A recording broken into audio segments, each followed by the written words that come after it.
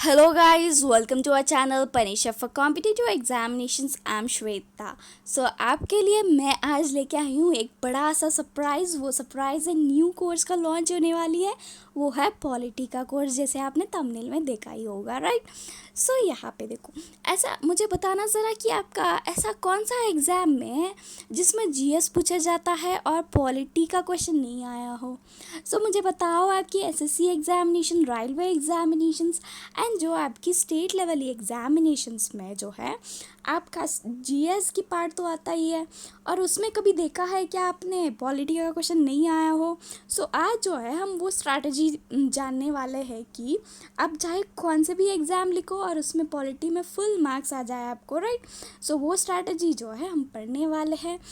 And यहाँ पे वो जो टॉपिक्स मैं आपको दिखाने वाली हूँ, मैं वो खुद आपको पढ़ाने वाली हूँ बहुत डिटेल, यानी इसका जो है थियोरी पार्ट हम पढ़ने वाले हैं. इसके बाद ना आपका एक भी क्वेश्चन जो है नहीं छूटेगा. कौन सा भी एग्जामिनेशन लिखो, फुल मार्क्स आने वाला है. ये सारे टॉपिक्स पढ़ के आपको ना थोड़े मार्क्स जो है आप ग्रैब कर लेते हो, समझ रहे हो ना. यहाँ पे how to score full marks in polity. देख ले है कौन से टॉपिक्स है वो पढ़ के हमको फुल मार्क्स आने वाले हैं. चलिए देखते हैं पॉलिटी का स्ट्रैटेजी कि क्या पढ़ना चाहिए हमको, कौन से टॉपिक्स पढ़ना चाहिए, राइट. चलिए देखते हैं. यहाँ पे फर्स्ट आ जाती है फंडामेंटल राइट्स. यह फंडामेंटल राइट्स है ना, ये इसका क्वेश्चंस इतने बार पूछे गए कि एसएससी ने अब तक जितने भी एग्ज़ाम्स लगाया है उसमें से ऐसा एक भी पेपर उठाना आप लोग, उसमें आपको ऐसा एक भी पेपर नहीं मिलेगा जिसमें फंडामेंटल राइट्स के बारे में क्वेश्चन नहीं पूछा गया हो. चाहे एसएससी सीजीएल हो, सीएचएसएल हो, एंड आपकी रेलवे एग्जामिनेशन हो, स्टेट लेवल एग्जामिनेशन हो, जितने भी शिफ्ट्स कंडक्ट होते हैं ना, वो पूरे सपोज सोचो एक 50 शिफ्ट्स कंडक्ट हुए तो उसमें से 45 शिफ्ट में से फंडामेंटल राइट के क्वेश्चन आपको देखने के लिए मिलते हैं, समझ रहे हो ना. फंडामेंटल राइट्स जो है आपको नींद में भी उठा के कोई पूछता कि आर्टिकल 15 क्या है तो आपको तुरंत बताना चाहिए, समझ रहे हो ना. आर्टिकल 15 क्या है मुझे कमेंट करके बताना आपको पता है या नहीं है, समझ रहे हैं. फंडामेंटल राइट्स आपको मैं पढ़ाने वाली हूँ. बहुत आजकल क्या हुआ ना, पहले जो है क्वेश्चन सीधा सीधा आ जाता था आर्टिकल 15 कौन क्या है उसमें, बट अभी थोड़ा डिस्क्रिप्टिव टाइप में आता है कि कैसे है, ये क्या है, इसके बारे में बताओ, ऐसा कुछ आता है, समझ रहे हैं ना. उसको हम इन डिटेल पढ़ने वाले हैं, राइट.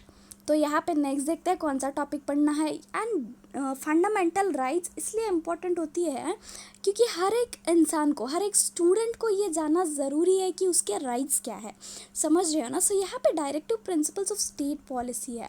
अभी फंडामेंटल राइट्स के बाद जो सबसे ज़्यादा क्वेश्चंस पूछे जाते हैं वो किस टॉपिक से आते हैं पॉलिटी में, बोले तो directive principle of state policy से ही आते हैं. आपने देखा होगा SSC CGL, CHSL, MTS, CPO, आपका कौन सा भी एग्जामिनेशन हो, डायरेक्टिव प्रिंसिपल्स के बारे में आपका क्वेश्चन आया ही आया होगा. आपकी रेलवे स्टेट लेवल एग्जामिनेशंस में ये बहुत बार पूछा जाता है, समझ रहे हो ना. चलिए देखते हैं नेक्स्ट कौन सा है. और आती है sources of the constitution. Sources of the constitution का मतलब हो गया कि हमने जो है कॉन्स्टिट्यूशन में जो रूल्स एंड रेगुलेशंस है हमने कौन सी कंट्री से लिया है. थोड़े हमने ब्रिटिश गवर्नमेंट से लिया है, यूएस गवर्नमेंट से लिया, रशियन गवर्नमेंट से लिया है, समझ रहे हो ना. कहाँ कहाँ से लिया है, कौन से कहाँ से लिया है, वो हम पढ़ने वाले हैं. इस टाइप का क्वेश्चंस भी आपकी एग्जामिनेशन में बहुत देखने के लिए मिलते हैं. एंड ये मैं बहुत एनालिसिस करके बता रही हूँ, ऐसे यूं ही नहीं बता रही हूँ, बहुत ज़्यादा एनालिसिस के बाद जो है ये टॉपिक्स लेके आ रही हूँ. आपको नहीं हो रहा विश्वास, जाके पेपर चेक कर लेना. आपको fundamental rights, directive principles and sources of constitution, अब मैं बोल रही हूँ, बस आप कोई भी 3 सेट का पेपर उठाना, कोई चाहे कौन सा भी पेपर हो, उसमें आपको फंडामेंटल राइट्स, एक तो directive principle of state policy and sources of the constitution, ये 3 टॉपिक में से आपको एक भी क्वेश्चन देखने के लिए नहीं मिलता है, मुझे बताना ज़रा. ऐसा नहीं होगा, बिल्कुल भी नहीं होगा, ये आपको मैं गारंटी के साथ बोल सकती हूँ, राइट. यहाँ पे नेक्स्ट देखते हैं इमरजेंसीज. यहाँ पे आर्टिकल 356 ऐसे थोड़े आर्टिकल्स हैं जो इमरजेंसी से रिलेटेड है, जैसे फाइनेंशियल इमरजेंसी है, राइट। इमरजेंसीज जो है हम पढ़ने वाले हैं, इसके बारे में जो है आता है आपके एग्जामिनेशंस में क्वेश्चन। ये भी इम्पॉर्टेंट टॉपिक है, यानी ये अक्सर पूछा जाता है, लाइक बहुत आई मीन फोर्थ टॉपिक में डाला इसलिए क्योंकि ये थोड़ा ज़्यादा क्वेश्चंस नहीं आते हैं इसमें से, थोड़े आई मीन कभी कभार, लाइक लास्ट शिफ्ट का पेपर, जैसे आपका एसएससी का जो है फर्स्ट शिफ्ट का पेपर तो बहुत इजी रहता है, बट लास्ट शिफ्ट को आने तक थोड़ा पेपर क्या हो जाता है, थोड़ा हार्ड हो जाता है। सो उसमें जो है इमरजेंसी से रिलेटेड क्वेश्चंस आ जाते हैं। सो अगर हमारा शिफ्ट लास्ट में आ गया तो हम क्या कर सकते हैं, पढ़ के जाएंगे, सारा कुछ पढ़ के जाएंगे, समझ रहे हो ना। सो यहाँ पे आ गया इम्पोर्टेंट आर्टिकल्स। सो आपको इतने सारे आर्टिकल्स पढ़े हैं तो आपको पता है क्या कौन सा याद रखना है, क्या याद रखना है, नहीं पता है ना। सो आप जाके कोई लॉयर से पूछना कि 356 कौन सा आर्टिकल है, सो उसको भी पता नहीं रहता, उसको भी रिवाइज करना पड़ता है आपको बोलने से पहले, समझ रहे हो ना। सो किसी को भी नहीं आते, बट जो आपके एग्जामिनेशन में आने वाले हैं ना वो कौन से इम्पोर्टेंट आपको पता है क्या, नहीं पता है। सो मैं आपको जो है ना इम्पोर्टेंट आर्टिकल्स पढ़ाने वाली हूँ जो आपके एग्जामिनेशन में आने के बहुत चांस है। मैं आपको बता रही हूँ ओनली 99% की चांस रखने वाले टॉपिक्स ही यहाँ पे पढ़ाया जाता है हमारे चैनल पे, समझ रहे हो ना। कोई भी अनरेलेवेंट नहीं पढ़ाया जाता है यहाँ पे। सो यहाँ पे नेक्स्ट देखो, यहाँ पे अमाइनमेंट्स का भी क्वेश्चन देखा होगा आपने, हाँ कि नहीं। सो अमाइनमेंट्स जो भी हम सारे अमाइनमेंट्स नहीं पढ़ने वाले हैं यहाँ पे, अमाइनमेंट्स वो भी हम ओनली इम्पॉर्टेंट अमाइनमेंट्स पढ़ेंगे, समझ रहे हो ना। सो यहाँ पे देखो नेक्स्ट, सो आपके आर्टिकल 32 में जो है राइट्स है, सो 5 तरह की राइट्स है। सो इसमें से जो है आपके क्वेश्चंस पूछे जाते हैं। सो हम ये 5 राइट्स के बारे में भी पढ़ लेंगे, इन डिटेल पढ़ लेंगे, समझ रहे हो ना। सो यहाँ पे देखो 8th वाला टॉपिक में देखो कौन सा है, यहाँ पे oath, appointment, term, age, impeachment बोल के लिखा है, बट क्या है ये, अभी प्रेसिडेंट है। सो प्रेसिडेंट का ओथ कौन दिलाता है, प्रेसिडेंट का अपॉइंटमेंट कौन करता है, टर्म क्या है प्रेसिडेंट का, प्रेसिडेंट होने का एज क्या है, प्रेसिडेंट को अगर निकालें तो कैसे निकालें, उसको बोलते हैं इम्पीचमेंट, राइट। सो यहाँ पे प्रेसिडेंट है, पीएम है, गवर्नर, सीएम है, कौन से भी मिनिस्टर्स है ना, गवर्नमेंट के मिनिस्टर्स है, उन सारे लोगों का जो है हम ये पढ़ने वाले हैं। और ये वीडियो जो है आपको कल ही मिलने वाला है, मैंने इसका जो है प्रेजेंटेशन बना के रखा है। सो कल हम ये वाला पढ़ना है। आप ना पूरा यूट्यूब छान लो, ऐसा इतना अच्छा आपको कहीं नहीं मिलने वाला है, सारा का सारा इंक्लूडेड है वो वाला, राइट। कल की क्लास तो बिल्कुल मिस मत करना। सो ये सारे जो है हम सारे मिनिस्टर्स की पढ़ने वाले हैं, लाइक आपका हो गया प्रेसिडेंट, पीएम हो गया, गवर्नर, सीएम एंड सारे मिनिस्टर्स जो आपकी कौन हो गए, अटॉर्नी जनरल, जजेस के बारे में सारा कुछ, ये उनका ओथ कौन दिलाता, अपॉइंटमेंट कौन दिलाता, उनका टर्म क्या है, एज क्या है, ये सारा कुछ जो है हम कल पढ़ने वाले हैं। याद रख के कल आ जाना 7 PM को क्लास पे, राइट। सो यहाँ पे देखो नेक्स्ट देखते हैं, नेक्स्ट आ गया हमारा प्रेसिडेंट के बारे में पूछा जाता है कि प्रेसिडेंट के बारे में बहुत, यानी प्रेसिडेंट से रिलेटेड आर्टिकल्स पूछे जाते हैं। उनका फर्स्ट प्रेसिडेंट कौन था, फर्स्ट पीएम कौन था, 6th PM कौन था, 5th कौन था, कब ऐसे वक्त पे कौन प्रेसिडेंट था, कौन पीएम था। सो ऐसे टाइप के क्वेश्चंस बहुत पूछे जाते हैं। सो ये वाला टॉपिक जो है हम इन डेप्थ करने वाले हैं। सो यहाँ पे देखो नेक्स्ट, सो यहाँ पे स्केड्यूल्स पता है ना आपको।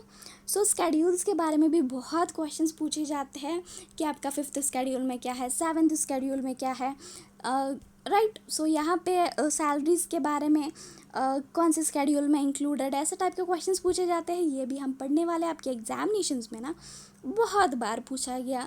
समझो बात को, आपको ट्रस्ट रखनी है, ये स्ट्रैटेजी है। इसके बाहर ना आपका क्वेश्चन आपके एग्जामिनेशन में आया तो ये रिस्पॉन्सिबिलिटी मैं लेती हूँ, समझ रहे हो ना। इससे बाहर आपका कभी देखने के लिए नहीं मिलता है, बात को समझो।